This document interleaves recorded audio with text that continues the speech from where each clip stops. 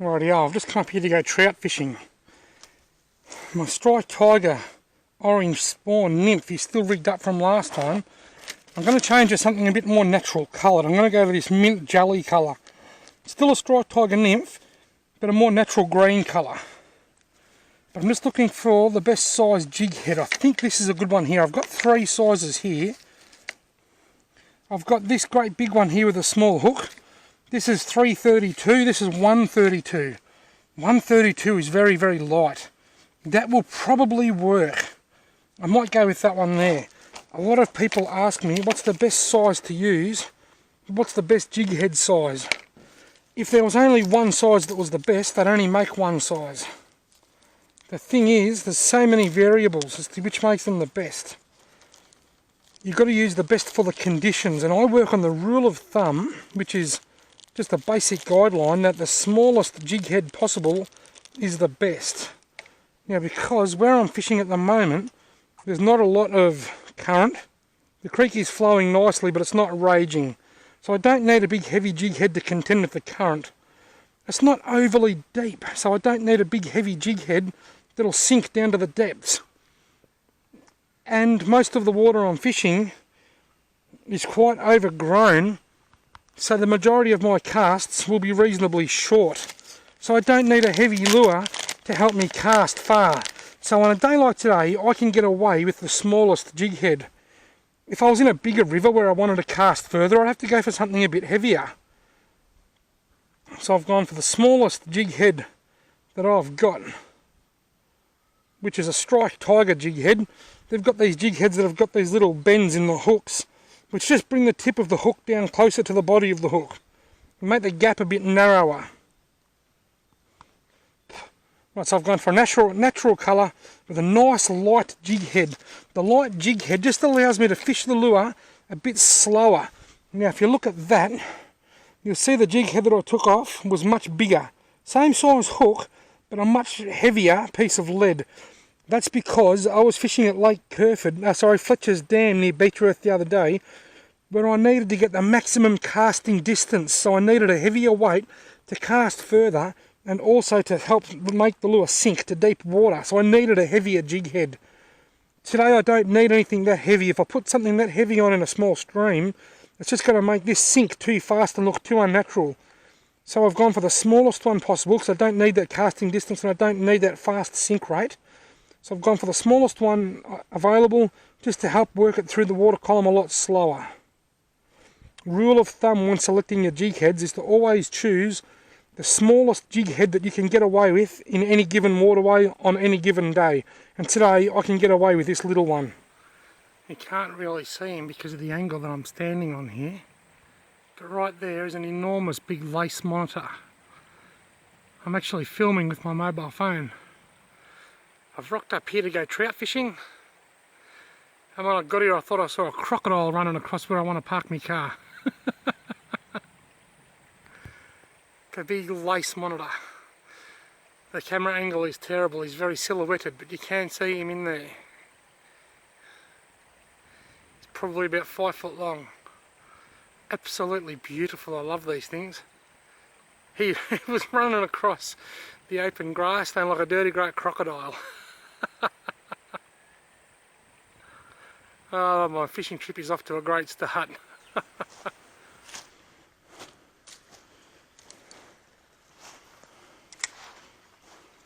Oh, there's a swipe, and again, and again.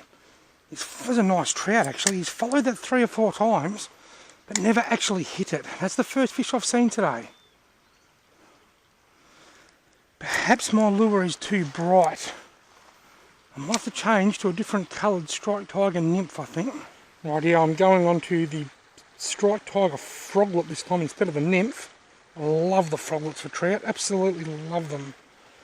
And I'm going to a black and gold colour, you see that? Much more natural colour, not as intrusive, and more likely to induce a strike from a trout if they're a little bit wary. Could be making them a bit spooked. Oh, that was a touch. I had a strike. The change of lure, the change of colour has brought her on a strike.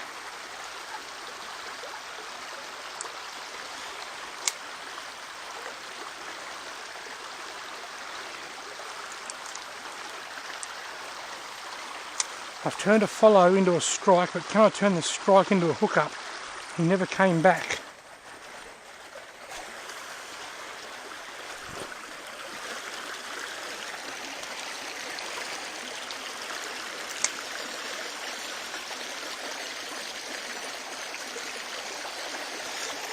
There you go, folks, look at that. I have caught a rock on a soft plastic. I have caught a rock on a strike tiger nymph soft plastic. Is there anything that these soft plastics cannot catch? I'm going to fish this hole from way back here, I reckon, before I walk up and spook anything, just in case there's a trout sitting in the back end of the hole. That's a good tip for anybody. Rather than just charging up to the pool, it's often a good idea just to have a cast from the back, and it's paid off. I just jumped out of the water onto the bank. Look at that. Nice little brown trout. I wet my hand. See, look. It's wet, very wet. He came down from high up. He came charging down, and he took my black striped tiger froglet. There you go, mate. I'm not going to hold you out of the water for too long. I'm going to put you back there. And there he goes. Yeah, swim down there. He's mangled my lure. But that's okay. I can re-thread that back up. Right. In that hole, using the bright green striped tiger soft plastic, had a follow and not a touch. Then there, in that hole, I changed to this black and gold froglet down there. Then when I got to there, I had a strike. In there, I caught a rock. And in here, I just caught my first trout of the day. So a change in lure colour. Oh, another one! Just about to say a change in... Oh, I lost him! Look at that, a change in lure colour has brought me a fish. I've hooked one, I've lost one, I've had a strike. Just a simple change in lure colour. From that bright green to this black and gold striped tiger froglet has turned follows into strikes in the first hole that I've fished, or a couple of holes that I have fished. Oh, there goes a big black snake, a little black snake. He was just sitting on the rocks there, and he went over under them trees. He actually went under the water. I wonder where he is. I reckon if I stay here long enough, he'll come back out. How cool is that? So I've seen a goanna and a black snake. I'm having a great time.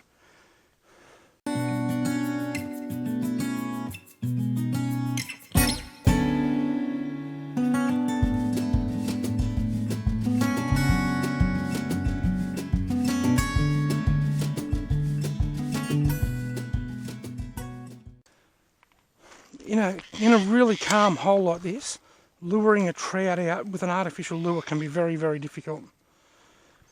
There's times like these where, there he goes, another one just rose right in the centre of the hole.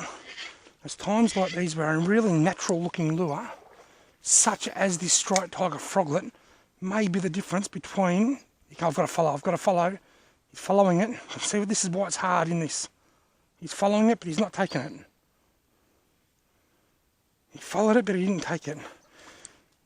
Now, with a really vibrant coloured bladed spinner, which may work well in faster water, in this calm water, it can be... Got him! Yeah, baby! It can be really hard to trick the fish, I was just about to say. But with a natural coloured lure, I'm high sticking him here. He's gone into the timber. I'm trying to get him out. Here he comes. Here's a lovely trout. Look at this. Something natural, with something natural like these small soft plastics, you can lure the fish out much easier. My dad used to, look at that. He's very lean. He's close to 40 centimetres long, that fish, but he's very, very lean. He needs to go and find some crickets, and it's the first day of autumn today, and the crickets are not far away, and gee whiz, he's got some teeth on him. There you go, buddy, you're free. Lovely brown trout. He's got to be in the mid to high 30 centimetre size. I was just about to say that in this still water, it can be very hard to get a trout to take an artificial lure, and the best chance you've got is with something like a soft plastic which looks quite natural, or a dry fly, or some kind of fly if you're fly fisherman.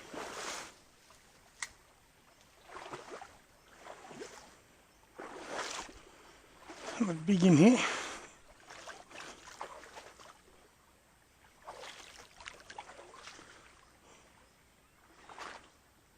Something in here making a hell of a noise.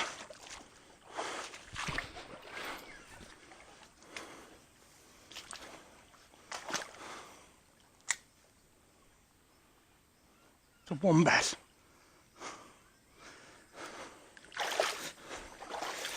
I don't know whether the camera's picking it up or not, but there's a wombat just walking along the base of that hill over there. So him, he's out in the open there now. Hello, fatso. He's not even scared. I think he just thinks that I'm a giant wombat. I'm about the same shape.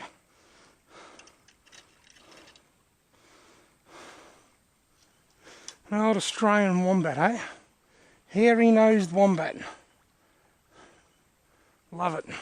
Rightio folks, I'm getting quite a lot of strikes but not a lot of hookups. So what I'm going to do is show you a little trick that I picked up back in Nam. I'm going to pull about 1/2 centimetre off that soft plastic, 4 or 5 millimetres, thread it down a bit further so the hook actually comes out the back, and then thread it on. And now the hook is closer to the back of the legs of this striped tiger froglet. Instead of being up here, it's now back 1/2 centimetre. That's a smaller frog, but the hook is back closer to the end, and the whole aim of doing that is to try and increase my hookup rate. Because it's I'm getting a lot of strikes but not a lot of hookups.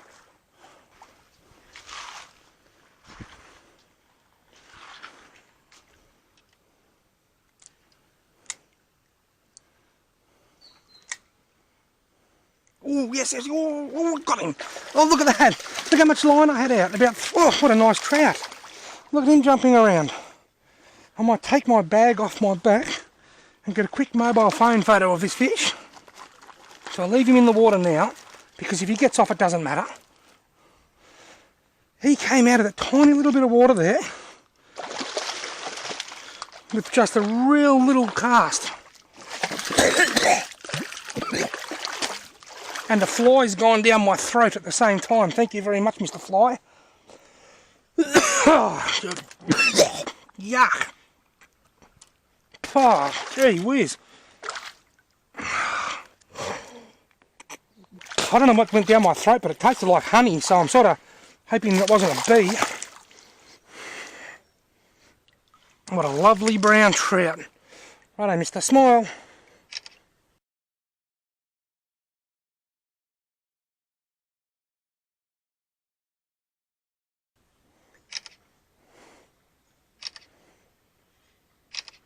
A couple of quick photos.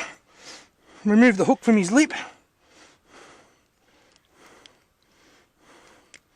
And back he goes. Look at that. What a lovely brown trout of around 35 centimetres. A bit on the lean side.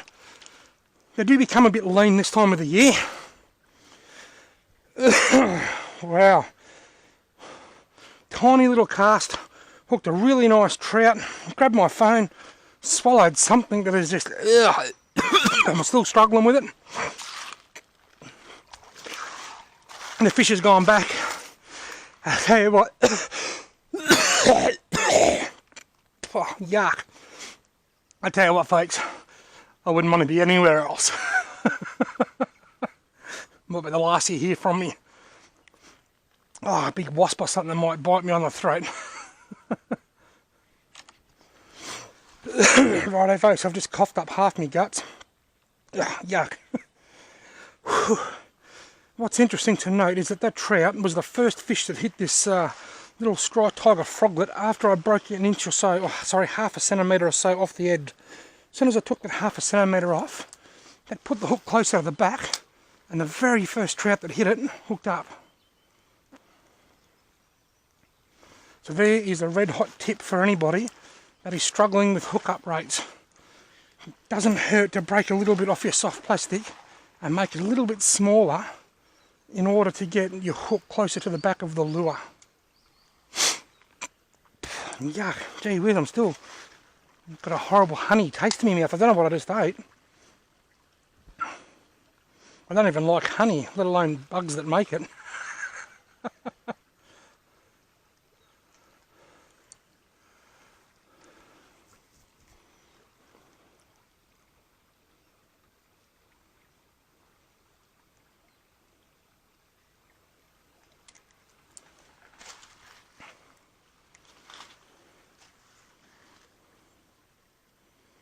Lovely, lovely hole, this one. I've always loved this hole. Been fishing it for years and I've done quite well at it over the years too. Sometimes you get, oh, here comes a follow. And again, got him. Yes, the second fish. The second fish to hit me lure. Me soft plastic once I broke the end of it, also hooked up. Righto folks, there's something in this for everyone. Hey, I was getting lots and lots and lots of strikes that weren't hooking up. So I just broke a bit of the end of the lure off. Just because obviously the fish were hitting the ends of the tails. I'm wetting my hands. The reason we wet our hands is because that protects the fish's protective slime. Or now here's a lovely trout. He's in much better shape than the last one. Better condition. See ya, mate. The reason we wet our hands is to protect that coating, to prevent damaging that protective coating. I've said it in videos in the past. If you do touch it with dry hands, it's not necessarily going to damage the fish. So don't stress if you're on a bridge or a cliff and you can't get down to the water to wet your hands. It's not the end of the world. But where possible, if you are near the water like I am now, if you can wet your hands, then you should do so. The more often you can wet your hands, the higher the survival rate will be of the fish that we're releasing.